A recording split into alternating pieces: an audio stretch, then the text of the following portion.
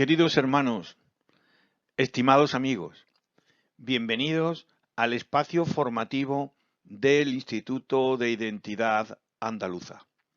Iniciamos un nuevo tema en dos entregas: Blas Infante y la masonería. Parte primera: influencias masónicas en los símbolos andaluces.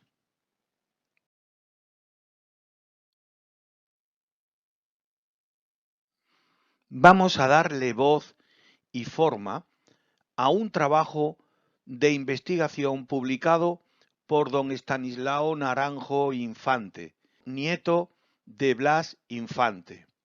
Estanislao nace en Lora del Río en 1965, es abogado colegiado en ejercicio en los ilustres colegios de abogados de Sevilla y Madrid, titular de despacho propio en el que colaboran 3 abogados más.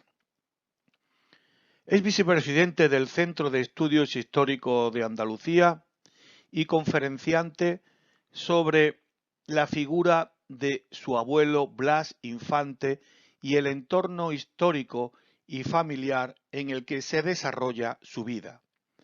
Ha impartido innumerables conferencias en centros de enseñanza media y asociaciones culturales por la mayor parte de Andalucía.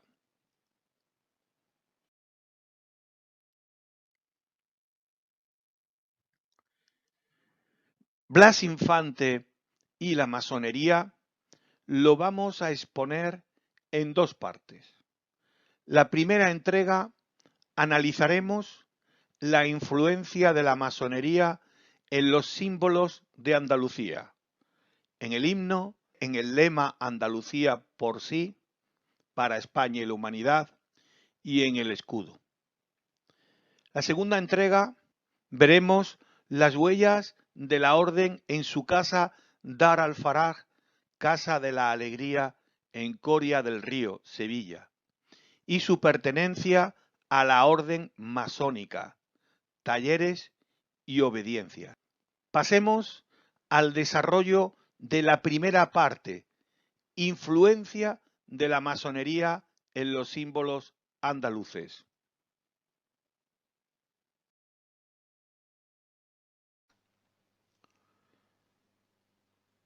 Los símbolos principales de Andalucía son la bandera, el escudo, el himno y el lema, que se encuentra en el propio escudo y en el himno. De estos 4 símbolos, 3 tienen influencia masónica en su confección, sobre todo el escudo y el lema. Hemos de tener en cuenta que, salvo dentro de las logias y talleres masónicos, la simbología de esta hermandad nunca es explícita, sino que, con elementos más conocidos por todos, se confeccionan los símbolos de manera que puedan significar una cosa para los profanos, pero puedan ser reconocidos por los iniciados.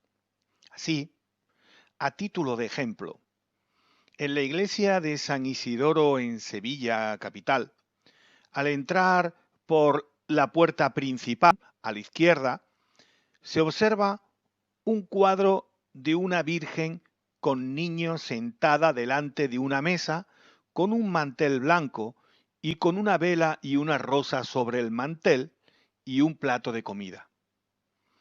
Aparentemente representa a la Virgen María dando de comer al niño Jesús, pero los oratorios masónicos o rosacruces tienen para leer una mesa frente a la cual se sienta el iniciado, que debe tener un mantel blanco, una vela y una rosa. Es decir, que la Virgen y el niño están ante un oratorio masónico, no ante una mesa de cocina. La bandera de Andalucía, obviamente, al ser tan antigua y de origen islámico, de origen morisco, no tiene influencia. El himno andaluz contiene una clara referencia masónica disimulada como anhelo cultural. Los andaluces queremos volver a ser lo que fuimos, hombres de luz, que a los hombres, almas de hombres les dimos. La interpretación más corriente de estos versos es una referencia al ambiente cultural bético y andalusí, en los que la cultura procedente de Andalucía era un foco de luz en el mundo occidental y oriental. Sin embargo, el término hombres de luz es un término muy concreto en cualquier escuela esotérica y hace referencia a la persona muy avanzada en el camino de perfección, camino que nunca se termina y que ejerce de maestro de los que caminan detrás. Para expresar el deseo de volver a ser un faro de cultura y luz para la humanidad, Blas Infante en la letra utiliza un término masónico. El lema Andalucía por sí, para España y la humanidad tiene una triple estructura, incluyendo en la última el concepto de humanidad, ajeno a cualquier nacionalismo excluyente decimonónico. Es suficientemente explicativo el párrafo inédito que les he leído antes, así como las referencias a los ideales externos de la masonería y su concepto de hermandad para comprender por qué consta el término humanidad en el lema de Andalucía. Para mayor profundidad, dejemos que Blas Infante hable. Andalucía por sí, para España y la humanidad, nuestro regionalismo federalista, fraternal, verdaderamente humano, tipo de organización universal, social y política de todos los pueblos, al tener tan alta inspiración, había de ser formulado por este lema, el cual tanta fortuna hubo de hacer hasta aquí. El escudo de Andalucía. Nuestro escudo tiene mucha carga simbólica masónica. Se debe hacer la advertencia que al hablar del escudo me referiré siempre al escudo que consta en la casa de Coria del Río, no al oficial de la Junta de Andalucía, que ha supuesto una adulteración también consciente del mensaje masónico del escudo, al igual que han hecho con la casa, y luego se quejan de Franco. En concreto, el escudo oficial tiene dos elementos diferenciadores con el original. Uno es la utilización de basas en las columnas y otro es coronar a Hércules con la piel del león de Nemea, sustituyendo a la tiara del iniciado que porta el original. Esta interpretación masónica es consciente en Blas Infante cuando propone el escudo de Andalucía a la Asamblea de Ronda de 1918. Así, en la carta que remite a Pedro Demófilo Gañán, publicada en la revista Andalucía número 19 el 31 de diciembre de 1919, comenta: en cuanto al escudo, además de una significación histórica, tiene un valor muy alto, metafísico, pasado y actual. Ancestrales de griegos fueron nuestros ascendientes, autóctonos y primitivos. El Hércules andaluz es más antiguo que el divino héroe creador de la leyenda hesiódica. En Andalucía, este Hércules fundador hubo de ser también dominador de la conciencia del mundo, al desarrollar las civilizaciones más creadoras de la Tierra. La civilización de Tartesia es muy anterior y del mismo nervio que la llamada civilización grecolatina, comunicada en sus comienzos de Occidente al Oriente europeo, a donde llegó conducida por los pelasgos, después de haber caminado por el norte de África hasta Asia Menor. Permítanme detenerme en este texto, publicado pero poco usado, al igual que los que seguiré citando. Es, aparte de una de las mayores pruebas por las que un masón puede reconocer al autor del texto como tal, una de las declaraciones de filosofía de vida de mayor calado que el que les habla ha leído, y ha leído mucho. En el texto se nos habla, como he señalado anteriormente, de una forma velada sobre una serie de temas que en su época y actualmente siguen siendo muy polémicos. A título de ejemplo, se afirma que la historia con mayúscula surge de Occidente a Oriente, no como siempre nos la han contado. Nos habla de los pueblos del mar, de los atlantes de Platón y de los dioses egipcios que vinieron de Occidente, incluso de los Vedas hindúes. Hay algunas pruebas de ello, pero excede el contenido de la conferencia. Sigamos con el texto. Hércules es el símbolo divino del hombre consciente del supremo fin, que vive para crear la conciencia de la vida, la conciencia universal, sujetando a un yugo de consciente armonía las fuerzas indomadas del universo. Hércules es el símbolo del hombre que en esa eternidad aspira a alcanzar su propia eternización, del hombre que no cree ni espera en otra providencia que en la providencia de su propio esfuerzo.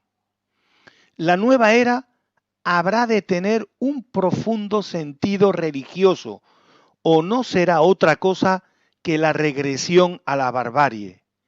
Y el Dios de la nueva era habrá de ser este Hércules.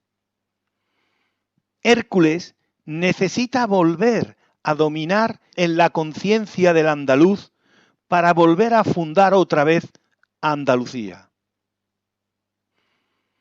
Expliquemos a los profanos que de eso trata la conferencia. Disculpen si en esta parte parezco un poco pesado, pero poner a Hércules en un escudo es una provocación esotéricamente hablando, una gran declaración de intenciones, y me gustaría, e intentaré conseguirlo, que cuando ustedes salgan de aquí se sientan tan orgullosos como yo de ser un hijo de Hércules. Según la mitología griega, Hércules, Melcar, era un semidios, hijo de Zeus y de Acmena. Este semidios tuvo una existencia muy agitada, porque mientras era protegido por parte del Olimpo, era odiado por otra parte. La dualidad entre el cielo y el infierno se manifiesta también en Hércules. Hércules tuvo que realizar grandes hazañas, y entre ellas dos que son fundamentales en la simbología. ¿Cuáles fueron? La liberación del titán Prometeo y el descenso a los infiernos y su vuelta. Liberando a Prometeo, libera al Dios que liberó a los hombres, puesto que les dio el fuego y por consiguiente la luz, y les hizo perder el miedo a los dioses, haciéndolos dueños de su destino. Descendiendo de los infiernos o descendiendo al Hades, Hércules convive con la muerte y saliendo del Averno resucita como hombre nuevo. Por ello, en los himnos a Hércules se le denomina Christos o Salvador. Al morir es deificado y elevado al Olimpo, a la derecha de Zeus. Este mito del semidios ni siquiera era compartido por los antiguos educados en esta práctica religiosa. Pero esa significación de Salvador es la que inspira las palabras de Infante que les he leído anteriormente. Por ese carácter divino es por lo que el Hércules del escudo de Infante lleva una diadema triple, tocado que solo utiliza hoy el Papa de Roma. La tiara como denominador del mundo de la materia, de la mente y del espíritu, como maestro iluminado. Asimismo, el escudo está flanqueado por dos columnas, las famosas columnas de Hércules. Pero detengámonos un poco en las mismas y observarán cosas nuevas. Son columnas jónicas, evidentemente por las volutas del capitel. Pero el orden jónico clásico determina que las columnas de este tipo tienen basa y las del escudo no las tiene. Son columnas troncocónicas, es decir, más anchas en su base que en el capitel, cuando el orden jónico las hace cilíndricas. El fuste de las columnas es liso, cuando el de las jónicas es acanalado con 24 estrías. El fuste de las columnas del escudo es toscano, no jónico. La carencia de basa es dórica, no jónica. El éntasis, es decir, que sea más gruesa abajo que arriba, es corintio, no jónico. Solo el capitel es jónico. Y hemos de recordar que las volutas jónicas forman parte del orden compuesto. ¿Por qué unas columnas tan fuera de los órdenes de arquitectura clásica? En una logia hay 12 columnas de 12 órdenes distintos, pero los 3 primeros tipos de columnas forman una logia justa, el dórico, el jónico y el corintio. Y los 5, sumando el toscano y el compuesto, forman una logia perfecta. La columna jónica representa al maestro de la logia y simboliza la sabiduría, y se sitúa en el oriente de la logia, en el sitial del maestro. El maestro es Hércules, el dios de la nueva religión, como he leído más arriba. La terminología masónica para la creación de una logia es erigir columnas y para cerrar el taller, abatir columnas. El símbolo del que es expulsado de la logia es la columna rota. Todos estos significados se encuentran en estas columnas, síntesis de los 5 órdenes que Infante sitúa en el escudo de Andalucía. Blas Infante erige las columnas del nuevo templo, de la nueva Andalucía que imagina y desea. Además, estas columnas no tienen el lema plus ultra, más allá. Y no lo tienen porque no hay que ir más allá, sino quedarse aquí, a trabajar en el taller de la logia que se está construyendo, a construir la regeneración de Andalucía que es tan necesaria. No quiero cansarles más. Termino con palabras de Blas Infante.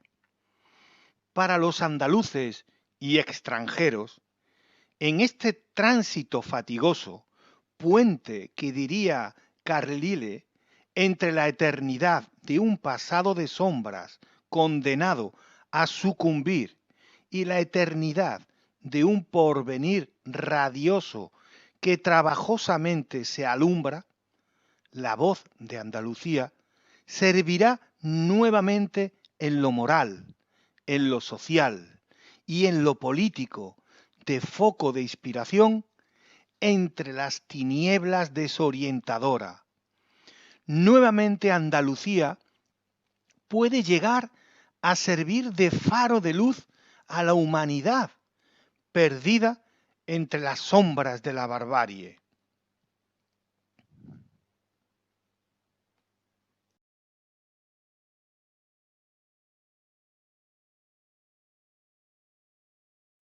Queridos hermanos, estimados amigos, hasta aquí la primera parte del tema Blas Infante y la masonería, influencias masónicas en los símbolos de Andalucía.